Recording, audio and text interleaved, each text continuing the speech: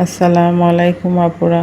আপনারা তো কোয়েল পাখির ডিম সবাই খেয়েছেন, কিন্তু এভাবে কি কখনো কুরমা রান্না করে খেয়েছেন? একবার খেয়ে দেখবেন, খেতে অনেক অসাধারণ হয়। মশলাটা আমি আগে থেকেই কষিয়ে নিয়েছিলাম, আর মশলা কষানোর ভিডিওটা আপনাদের দেখানো হয় নাই, কিন্তু আমি কি কি মশলা দিয়েছি তাই আপনাদের বলে দেব। পরিমাণ মতো আদা বাটা, জিরা বাটা, ধনিয়ার গুঁড়া, ঝালের জন্য দিয়েছিলাম লাল মরিচের গুঁড়া, পরিমাণ মতো লবণ, গরম মশলার গুঁড়া দিয়ে ভালোভাবে মশলাটা কষিয়ে নিয়েছিলাম।